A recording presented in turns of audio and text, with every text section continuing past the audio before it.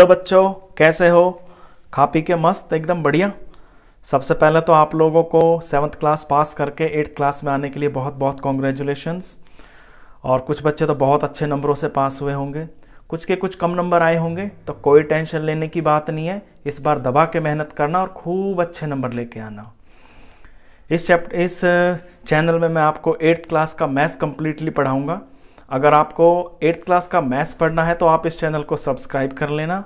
तो आज शुरू करते हैं चैप्टर 1 रैशनल नंबर से। तो रैशनल नंबर शुरू करने से पहले बच्चों, सबसे पहले आपको कुछ बेसिक टर्म्स हैं, कुछ पीछे की चीज़ें हैं जिनकी जानकारी आपको होनी बहुत ज़रूरी है। देखिए, नंबर्स बहुत तरह के होते हैं। सबसे पहला नंबर होता है आपका नेचुरल नंबर्स। नेचुरल नंबर्स वो नंबर होते हैं जो आपके काउंटिंग नंबर्स होते हैं, यानी कि जिनसे गिनती की जाती है, जैसे कि 1, 2, 3, 4, 5 एंड सो ऑन। और 1 से ही ये शुरू क्यों होते हैं? क्योंकि आप किसी की गिनती करते हैं तो 1 से ही तो करते हैं। जैसे कि 1, 2, 3, 4 ऐसे तो नहीं करते कि 0, 1, 2, 3, 4, 5 इस तरह तो नहीं करते ना। तो नेचुरल नंबर्स वो नंबर्स होते हैं जो आपके 1 से शुरू होते हैं। इन्हें काउंटिंग नंबर्स भी बोलते हैं। काउंटिंग नंबर्स होते हैं ये, गिनती करने के लिए। फिर होता है आपका होल नंबर। अब देखिए, होल का मतलब ही होता है सारा, तो सारे नंबर। इसके अंदर आपका 0 और आ जाता है, यानी ये 0 से शुरू होता है और आगे सारे के सारे नेचुरल नंबर्स 0 से शुरू होके आगे सारे जो काउंटिंग नंबर्स हैं वो भी होते हैं, और 0 तो इसके अंदर होता ही है। ये आपका होल नंबर होते हैं। फिर आते हैं आपके इंटीजर्स। इंटीजर्स आपके वो नंबर्स होते हैं, आपने नंबर लाइन तो पढ़ी होगी, क्लास 6 से शुरू हो जाती है। यहाँ पे 0 होता है, यहाँ प्लस के नंबर होते हैं 1, 2, 3, 4, 5, 6 and so on. Left side में माइनस के नंबर होते हैं इस तरह से, यहाँ से निकलते हैं 0 में से -1, -2, -3, -4 इस तरह से एंड सो ऑन। ये सारे के सारे नंबर्स जो आपके नंबर लाइन पे होते हैं ये आपके इंटीजर्स होते हैं। इन्हें हम ऐसे कह सकते हैं कि all negative numbers, all positive numbers and 0। सारे के सारे नेगेटिव नंबर्स, सारे पॉजिटिव नंबर्स, और ये आपका 0 भी इनके अंदर आता है। ये आपके इंटीजर्स होते हैं। अब आते हैं आपके रैशनल नंबर पे। यहां से शुरू होता है आपका ये चैप्टर का नाम भी है ना रैशनल नंबर्स। तो रैशनल नंबर्स क्या होते हैं? ये जो तीनों तरह के आपके नंबर है ना, इन सबको अगर मिला दें, इन सब को मिला दें अगर, तो ये तीनों के तीनों नंबर्स मिलके आपके रैशनल नंबर्स होते हैं। तो इतनी सी सिंपल सी बात है कि ये सारे के सारे natural numbers plus whole numbers plus integers, इन सब का जो कॉम्बिनेशन है ये आपके रैशनल नंबर्स होते हैं। अब रैशनल नंबर के अंदर ना आपके फ्रैक्शनल नंबर भी होते हैं। जैसे कि ये आपकी नंबर लाइन है, अब नंबर लाइन के ऊपर 3 और 4 के बीच में भी तो कोई नंबर हो सकता है ना। जैसे 3.5 को क्या लिखेंगे? 7/2। 7 का आधा ही तो 3.5 होता है। तो इस तरह के जो नंबर्स होते हैं ना, ये भी आपके रैशनल नंबर्स होते हैं। बस ये मत समझ लेना कि सीधे सीधे नंबर ये 1, 2, 3, 5 और ये माइनस के नहीं। आपके फ्रैक्शनल नंबर्स भी रैशनल नंबर होते हैं, जो कि बटा में लिखे जाते हैं अपॉन में इस तरह से। अगर जैसे कि 6 है, 6 के आगे 7 है, 6 और 7 के बीच में आपका 6.25 भी तो आ सकता है, 6.25। तो इस तरह के जो नंबर्स होते हैं वो भी आपके रैशनल नंबर्स होते हैं। अब रैशनल नंबर्स की कुछ प्रॉपर्टीज होती है, उन प्रॉपर्टीज को जानना आपके लिए बहुत जरूरी है एक्सरसाइज करने से पहले। तो देखिए, प्रॉपर्टीज से शुरू करते हैं। अब क्लोजर प्रॉपर्टी। क्लोजर प्रॉपर्टी के अंदर क्या होता है, यह देखा जाता है कि रैशनल नंबर्स एडिशन में, सब्ट्रैक्शन में, मल्टीप्लिकेशन में या फिर डिवीजन में क्या आंसर जो है वो रैशनल नंबर ही लाते हैं, ये देखा जाता है। जैसे इसके अंदर मैं एडिशन से शुरू करता हूं। मान ली 2 रैशनल नंबर लिए मैंने, ये 3/6 हो गया, 4/6 हो गया। इनको मैंने ऐड किया तो नीचे सेम है तो 6 ही आएगा, ऊपर 7 आ गया। अब ये जो आंसर आया, क्या ये रैशनल नंबर है? बिल्कुल है, ये रैशनल नंबर ही तो है। तो एडिशन क्लोजर प्रॉपर्टी जो है आपकी एडिशन के अंदर ये अप्रूव हो जाती है रैशनल नंबर के लिए। अब सब्ट्रैक्शन देखते हैं।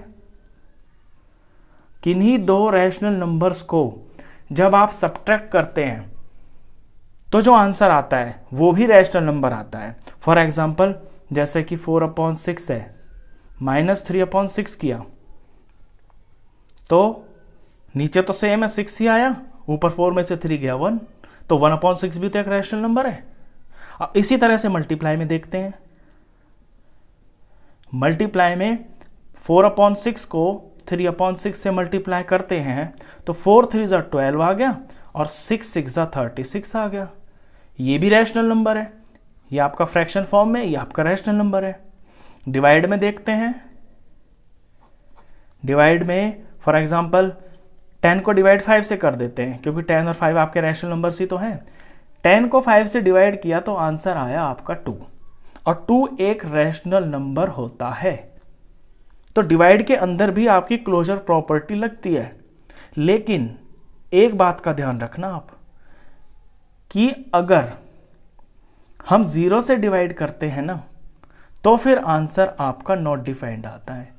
यानी ये बस समझना कि आप 10 को 0 से डिवाइड करके 0 आ जाएगा, ऐसा नहीं होता। अगर ऐसा हो जाए तो 0 भी तो एक रैशनल नंबर है, लेकिन किसी चीज को 0 से डिवाइड करते हैं तो आपका 0 नहीं आता, वो कोई नंबर ही नहीं होता, वो नॉट डिफाइंड होता है।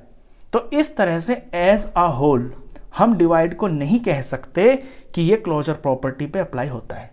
तो डिवाइड को हम क्लोजर प्रॉपर्टी में नहीं रखते हैं, क्योंकि एक नंबर भी अगर नहीं हो रहा तो टेंशन तो दे रहा है ना। 0 भी तो एक नंबर है, अगर 0 से भी हो जाता तो बात बन जाती, जैसे इन 3 में बन गई। तो डिवाइड में ये क्लोजर प्रॉपर्टी नहीं लगती है इंटीजर्स के अंदर। चलिए फिर आते हैं, आपकी नेक्स्ट प्रॉपर्टी है कॉम्यूटेटिविटी प्रॉपर्टी। देखिए बच्चे, कॉम्यूटेटिविटी का मतलब पहले जान लें आपकी क्या होता है।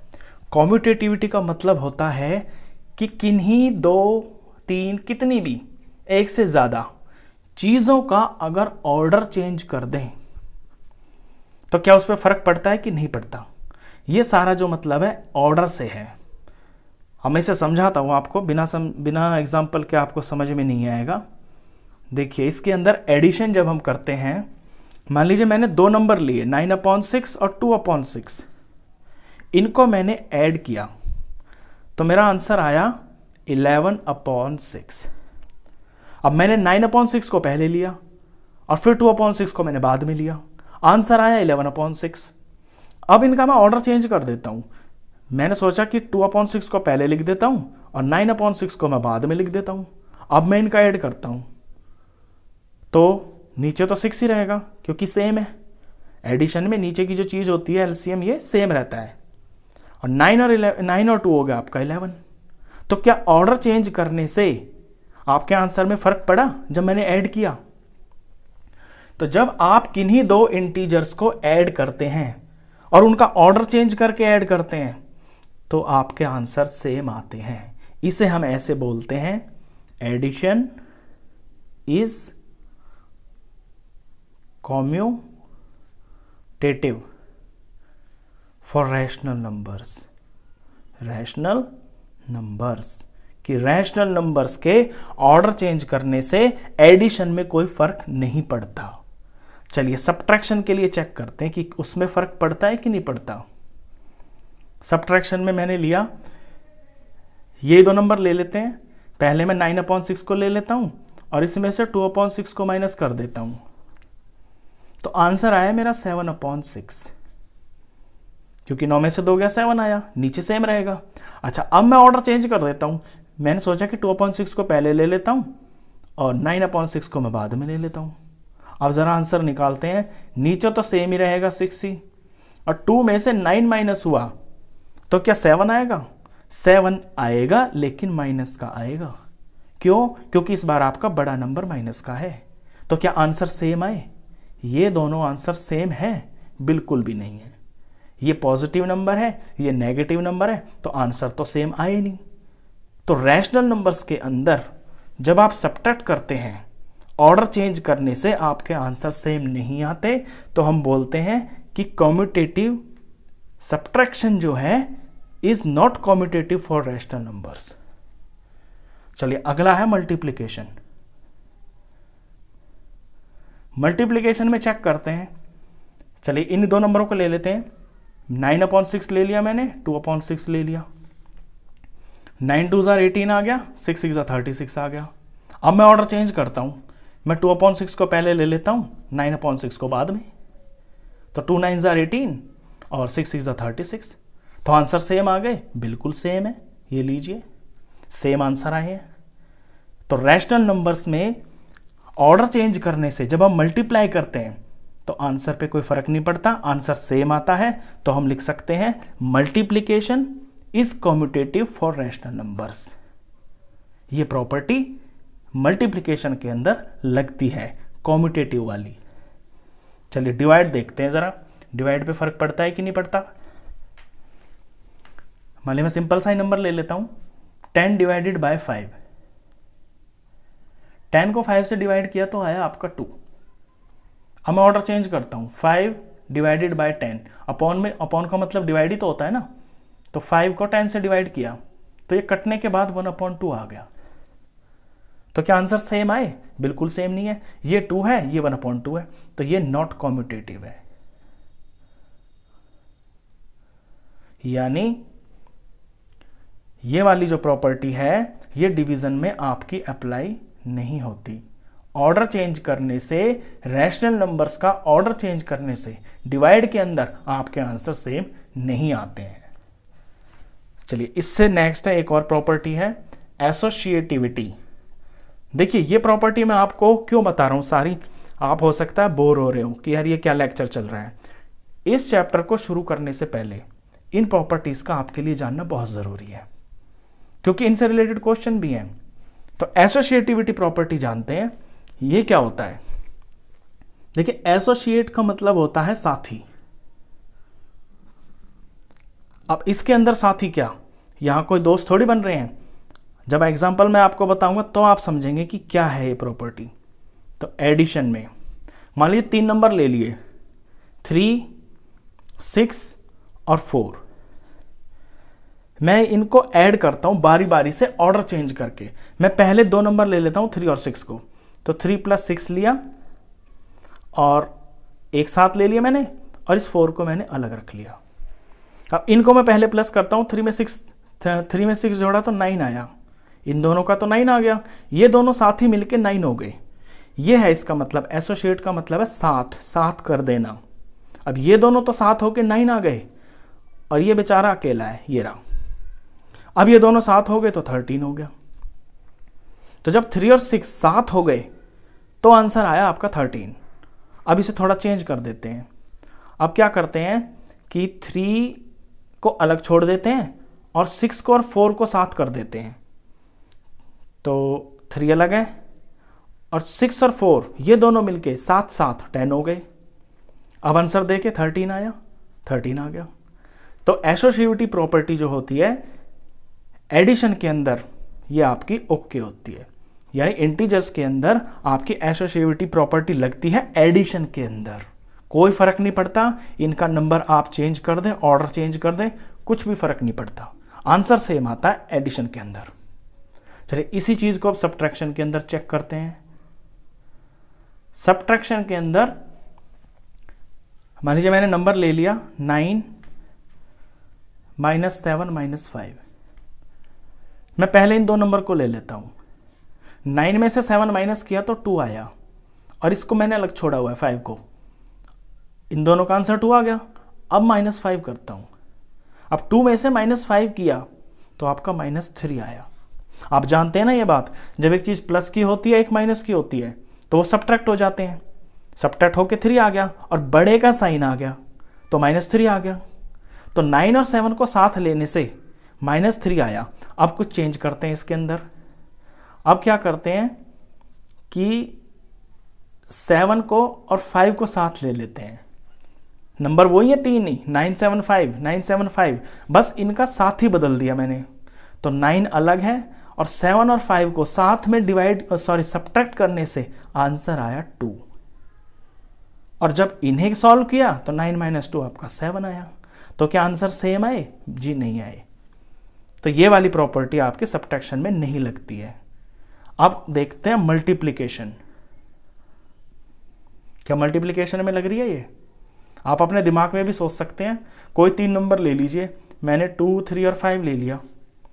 अब मैं 2 और 3 को साथ कर देता हूं, ये लीजिए, और इसको मैंने अलग कर दिया। रहेंगे मल्टीप्लाई में, क्योंकि मल्टीप्लाई वाली प्रॉपर्टी लगा रहा हूं मैं। तो 2 और 3 को साथ करने से मेरा प्रोडक्ट आया 2 3 6, और ये जो अकेला है अब इसको लगा दिया इसके साथ में, तो 6 5 30 आ गया। अब 2 और 3 को मैंने साथ ही बनाया तो 30 आंसर आया। अब कुछ और कर देते हैं, 2 को अलग छोड़ देते हैं और 3 और 5 को ले लेते हैं। तो 2 अलग है, मल्टीप्लाई, 3 और 5 को साथ करने से मल्टीप्लाई करके आया 15, और फिर जब इन्हें प्रोडक्ट किया तो 30 आ गया आंसर।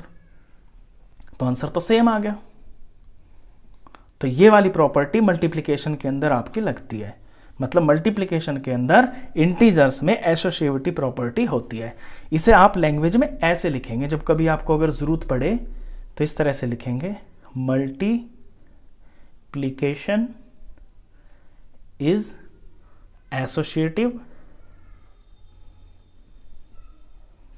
For rational numbers. मैं यहां पे ना बिल्कुल सिंपल एग्जांपल ले रहा हूं, जैसे कि 975 आपको बिल्कुल ऑर्डिनरी से नंबर लग रहे होंगे। आप कहेंगे कि ये रैशनल नंबर है, ये तो बिल्कुल नेचुरल नंबर से, होल नंबर से, लेकिन ये भी तो इंटीजर्स ही होते हैं ना। तो इनकी जगह आप अगर थोड़े कॉम्प्लिकेटेड नंबर भी लेंगे, जैसे कि आप ले लें 1/4 प्लस 2/4, इस तरह के भी लेंगे ना, तो भी ये चीज़ें आंसर्स जो है ना इसी तरह से आपको रिजल्ट देंगी, जैसे साफ सुथरे नंबरों से दे रही हैं। चलिए डिवाइड देखते हैं इसका। क्या डिवाइड में ये वाली प्रॉपर्टी लगती है? मैंने नंबर ले लिया 3, 8, 4 और 2। अब 8 को मैं 4 से डिवाइड करता हूं, इन्हें मैंने साथ ले लिया और इनसे अलग 2 को लगा दिया। अब 8 और 4 को डिवाइड करके आया 2, और फिर ये डिवाइड वाला 2 लगा दिया यहां पे, तो आंसर आया 1। अब कुछ और कर देता हूं मैं यहां पे। अब क्या करता हूं मैं, 4 और 2 को साथ कर देता हूं, 8 को अलग छोड़ देता हूं, तो ब्रैकेट में ले लिया मैंने 4 डिवाइडेड बाय 2। अब 8 तो अलग है, ये अलग रहेगा। 4 को 2 से डिवाइड किया तो ये आ गया आपका 2, और जब इन्हें डिवाइड किया तो ये आ गया आपका 4। तो आंसर तो सेम नहीं आए। तो एसोसिएटिव प्रॉपर्टी डिवाइड के अंदर नहीं अप्लाई हो रही। तो ये इसकी 3 प्रॉपर्टीज थी। इसके बाद भी है, इसके बाद आपके कुछ जनरल चीज़ें हैं जो बहुत छोटी छोटी चीज़ें जो आप छोटी क्लासेस में कर चुके हैं, लेकिन उनका रिवीजन भी ये चैप्टर शुरू होने से पहले आपके लिए बहुत ज़रूरी है। और ये आपकी बुक के अंदर ना सारी चीज़ें बहुत डिटेल में लिखी हुई हैं। बुक पढ़ना मैथ्स की एक बहुत अच्छी हैबिट होती है। आपको टीचर्स भी शायद स्कूल में ना कहते हो या इस तरह की प्रैक्टिस ना करवाते हो, लेकिन मैं आपको एक बात बता रहा हूँ अपने एक्सपीरियंस से। जब आप बुक को थॉरोली रीड करते हैं ना अपने चैप्टर को, तो उसमें से ऐसी ऐसी चीज़ें भी निकल के आती है जो आपको टीचर नहीं बता सकता क्लास में। तो ये बहुत अच्छी हैबिट होती है, आप प्लीज़ बुक को पढ़ा करें। चलिए नेक्स्ट चीज़ है रोल ऑफ ज़ीरो। अब ज़ीरो तो आपको पता है कि ज़ीरो क्या होता है। ज़ीरो अपने आप में एक हीरो होता है। ज़ीरो के बिना तो वैसे भी कुछ भी नहीं है। आप 1 के साथ में कितने ज़ीरो लगा दें, उसकी औकात अपने आप बढ़ती चली जाती है। लेकिन यहाँ हमको ज़ीरो को हीरो नहीं बनाना, इससे रिलेटेड कुछ जनरल सी चीज़ सीखनी है जो कि इंटीजर से रिलेटेड है। जैसे कोई इंटीजर है 3/5, अगर इसमें मैं 0 ऐड कर देता हूं तो इस पर कुछ फर्क पड़ेगा? बिल्कुल भी नहीं पड़ रहा, 3/5 ही रहेगा ये। तो इसमें सिर्फ इतना सा मतलब है कि इंटीजर के अंदर आप 0 को प्लस करें तो फर्क नहीं पड़ा, अगर इसमें से मैं 0 को माइनस कर देता हूं तो क्या कुछ फर्क पड़ा? बिल्कुल भी नहीं पड़ा, 3/5 ही रहा है। तो यही इसमें है कि it is the additive identity for integers and whole numbers as well. इस माइनस को आप थोड़ी देर के लिए भूल जाएं तो एडिटिव आइडेंटिटी है ये। एडिटिव आइडेंटिटी का मतलब है आप किसी भी होल नंबर में या किसी इंटीजर के अंदर आप 0 को जब ऐड करते हैं ना तो आंसर आपका 0 ही आता है। हाँ, 0 माइनस करेंगे तो वही आंसर रहेगा, लेकिन 0 में से अगर कुछ माइनस करेंगे तो आंसर फिर सेम नहीं रहता, तो फिर नेगेटिव हो जाता है। तो 0 की तो बहुत सिंपल सी चीज़ें हैं, ये आप ऑलरेडी जानते हैं। कुछ मैं एक्स्ट्रा बता दूं इसी के अंदर। देखिए, आप किसी चीज़ के अंदर 0 को जोड़ दें तो आंसर सेम रहता है, किसी चीज़ में से 0 माइनस कर दें तो आंसर सेम रहता है। अगर किसी चीज़ को 0 से मल्टीप्लाई कर दें तो 0 बन जाता है, और अगर किसी चीज़ को आप 0 से डिवाइड कर दें तो फिर वो नॉट डिफाइंड होता है, यानी कि उसे आप डिफाइन नहीं कर सकते, वो कोई नंबर ही नहीं होता। बेसिकली ये 4 चीज़ें आप अपने ध्यान में रखें। ये इंट्रोडक्शन आपको अगर बोर लग रहा है तो बहुत ज़्यादा टेंशन लेने की बिल्कुल भी ज़रूरत नहीं है। इसमें बहुत छोटी छोटी चीज़ें हैं आपकी एक्सरसाइज में, बस उन्हीं का यूज़ होना है। ये पढ़ने में, सुनने में लेक्चर आपको मुश्किल लग रहा होगा, लेकिन जब आप एक्सरसाइज करेंगे ना तो ये बहुत सिंपल है। रोल ऑफ 1 भी आप जानते हैं। 1 is the multiplicative identity for rational numbers, यानी मल्टीप्लिकेटिव यानी किसी भी रैशनल नंबर को आप अगर 1 से मल्टीप्लाई करते हैं तो आंसर सेम रहता है। जैसे 7/6 है, 1 से मल्टीप्लाई किया ना तो आंसर तो 7/6 ही रहा। तो इसे मल्टीप्लिकेटिव आइडेंटिटी बोलते हैं रैशनल नंबर्स की। इससे रिलेटेड आपका एक्सरसाइज के अंदर एक क्वेश्चन है। अच्छा, फिर है नेगेटिव ऑफ अ नंबर। किसी चीज का नेगेटिव क्या होता है? नेगेटिव आपको पता है माइनस होता है। जैसे ये -5/6 है, सॉरी माइनस नहीं लेता हूं मैं, पहले 5/6 लेता हूं। तो इसका नेगेटिव क्या होगा? इसका नेगेटिव होगा, इसमें माइनस लगा देंगे, -5/6 हो गया, तो ये इसका नेगेटिव हो गया। लेकिन अगर आपका नंबर ही -5/6 है तो इसका नेगेटिव क्या होगा? फिर इस -5/6 को आपको माइनस से मल्टीप्लाई करना है, तो माइनस और माइनस मिलके प्लस बन गया और ये नंबर आ गया आपका 5/6। तो कहने का मतलब सिर्फ इतना सा है, इसे आप एडिटिव इनवर्स भी बोलते हैं, कि अगर आपको कोई नंबर दिया हुआ है तो उसका जो एडिटिव इनवर्स होगा ना, वो उसका साइन उल्टा हो जाएगा। अगर ये प्लस में है तो माइनस हो जाएगा, अगर माइनस में है तो वो प्लस हो जाएगा। इससे रिलेटेड भी क्वेश्चन आपकी एक्सरसाइज के अंदर है। ये चीज आप यहीं पे क्लियर कर लें कि एडिटिव इनवर्स का सीधा सीधा मतलब होता है कि उस नंबर का साइन उल्टा, प्लस है तो माइनस हो जाएगा, माइनस है तो प्लस हो जाएगा। चलिए, अब आता है रेसिप्रोकल। रेसिप्रोकल से रिलेटेड भी आपकी बुक में एक्सरसाइज में क्वेश्चन है। इसे मल्टीप्लिकेटिव इनवर्स बोलते हैं। इनवर्स यानी उल्टा।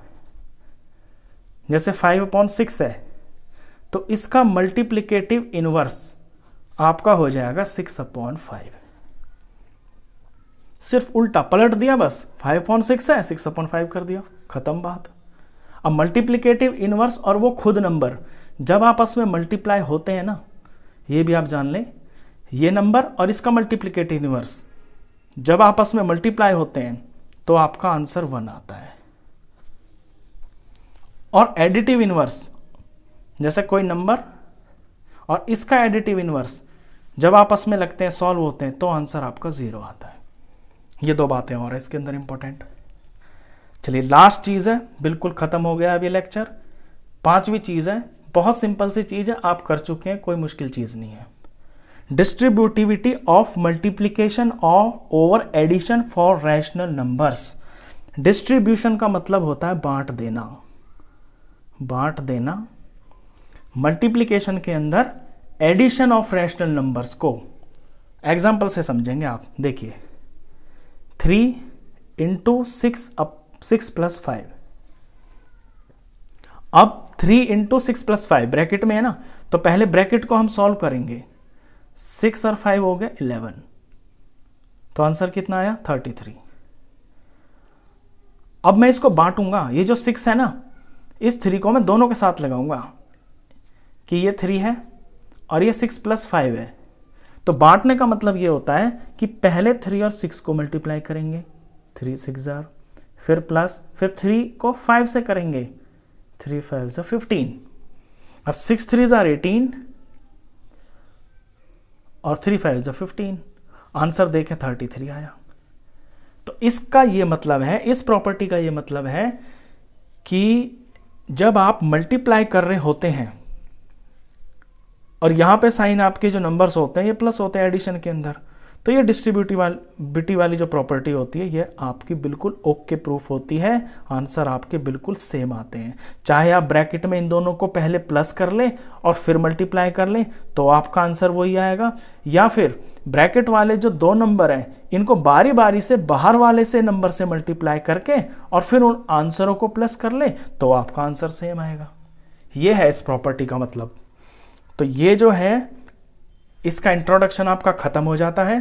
अब कुछ क्वेश्चंस करते हैं इसके अंदर। एक क्वेश्चन कर लेते हैं।